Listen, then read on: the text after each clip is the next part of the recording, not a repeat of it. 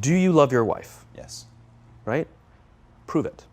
Like, what's the metric? Give me the number that helps me know, right? Because when you met her, you didn't love her, right? True. Now you love her, right? Tell me the day the love happened.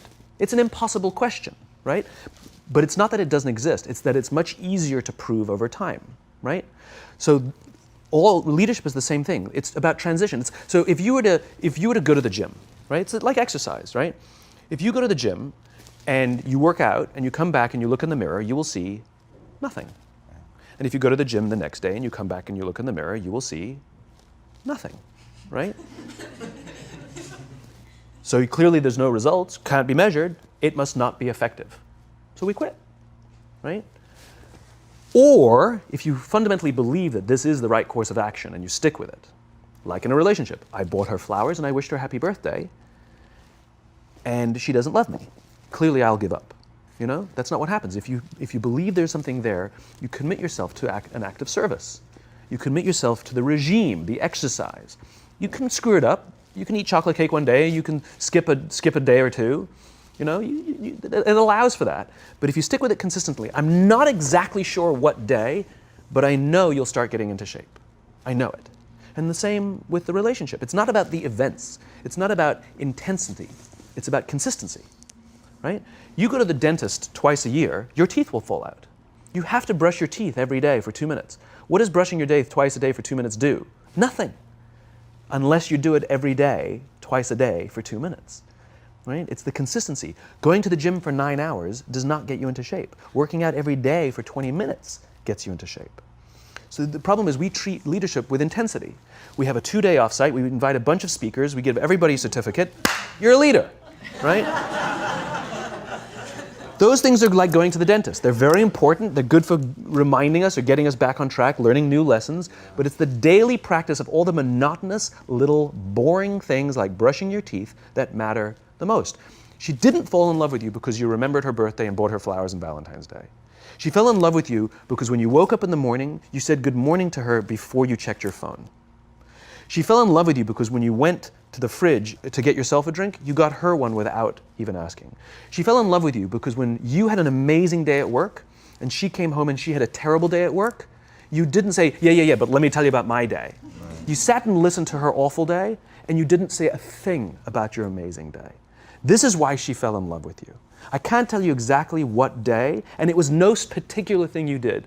It was the accumulation of all of those little things that she woke up one day and as if she pressed a button, she goes, I love him, right? Leadership is exactly the same. There's no event. There's no thing I can tell you you have to do that your people will trust you. It just doesn't work that way. It's an accumulation of lots and lots of little things that anyone by themselves is innocuous and useless. Literally, pointless by themselves. People will look at little things that are good leadership practices and say, that won't work. And you're absolutely right. But if you do it consistently, and you do it in combination with lots of other little things, like saying good morning to someone, that looking them in the eye. My friend George, who's a 3-star general in the Marine Corps, he says his test for leadership, and I love this, he goes, his test for a good leader is if you ask somebody how their day is going, you actually care about the answer. Right? The number of times we're walking to a meeting, we're rushing, we go, how are you? Not good, I got to get to you later, I'm late for a meeting. Right. If you ask the question, you were standing there and you were listening to the answer. It's those little innocuous things that you do over and over and over and over that people will say, I love my job. Not I like my job. I like my job means, yeah, the challenge is great, they pay me well, I like the people. I love my job means, I don't want to work anywhere else. I don't care how much somebody else is willing to pay me. I'm devoted to the people here, and I care desperately about the people here as if they were my family. In business, we have colleagues and coworkers. In the military, they have brothers and sisters. That's how they think of each other, right? If you really have a strong corporate culture, the people will think of each other like brothers and sisters. It's like a family, right? No, brothers and sisters. Deep love. Fight, but the love doesn't go away. Right? Bicker, the love doesn't go away. And I'll fight with my sister, but if you threaten my sister, you're going to have to deal with me. Right. Right? We'll fight internally, we'll bicker with each other, but nobody's going to hurt each other. And if anything from the outside shows up, you're looking at a unified front.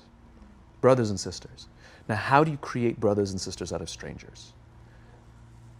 Common beliefs, common values, parents, in other words, executives who care about their children's success, who care to raise their children, teach them skills, discipline them when necessary, help them build their self-confidence so that they can go on and achieve something more than you could have ever imagined achieving for yourself. That's leadership, an absolute love and devotion for the people who've committed their lives to this enterprise. That's such a brilliant reframe. It's so simple and so beautiful and unbelievably hard work. It is and it isn't.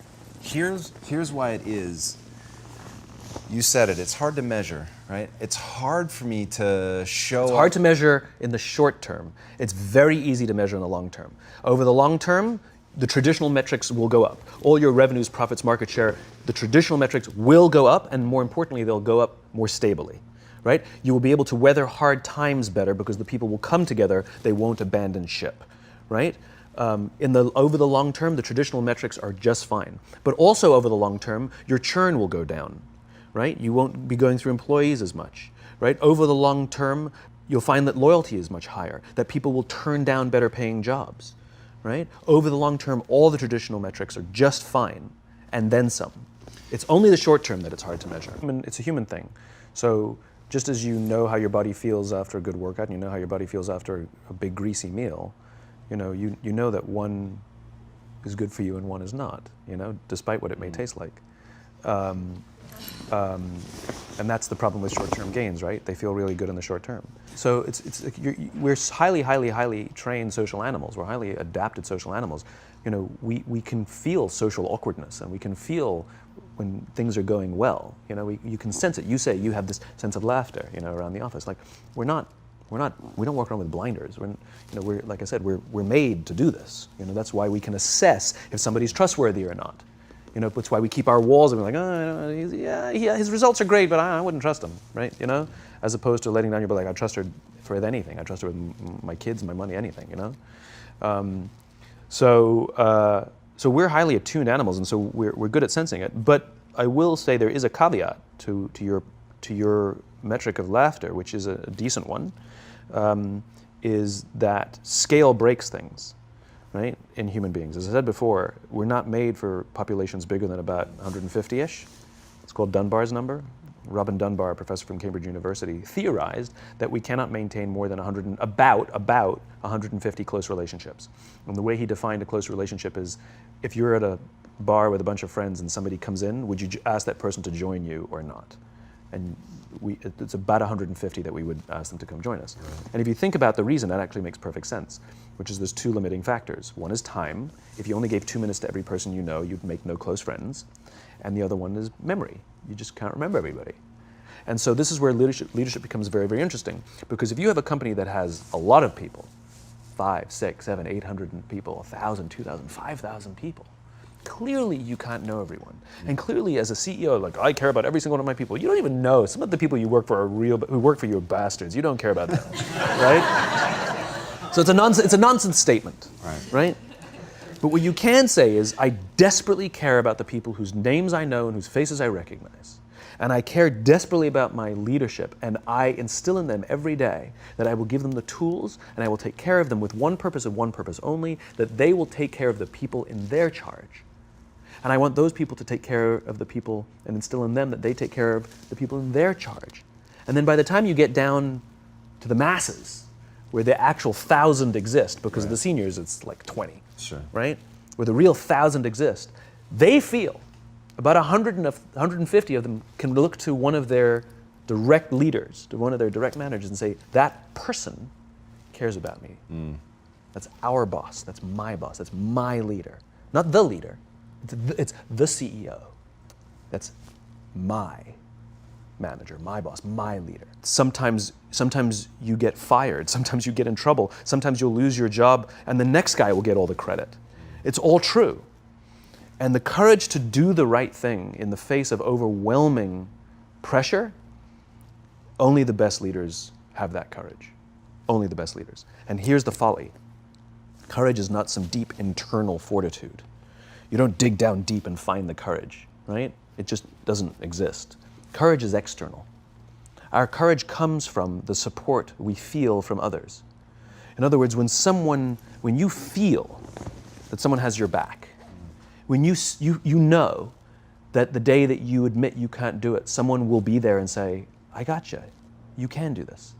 That's what gives you the courage to do the difficult thing. It's not going off to an ashram by yourself somewhere for 4 weeks and coming back and finding the courage. It's not what happens. It's the relationships that we foster. It's the people around us who love us and care about us and believe in us. And when we have those relationships, we will find the courage to do the right thing. And when you act with courage, that in turn will inspire those in your organization to also act with courage. In other words, it's still an external thing. That's what inspiration is, right? I'm inspired to follow your example. But those relationships that we foster over the course of a lifetime will not only make us into the leaders we need to be and hope we can be, but they'll often save your life. They'll save you from depression, they'll save you from giving up, they'll save you from any matter of negative feelings about your own capabilities, your own future. When someone just says, I love you, and I will follow you no matter what.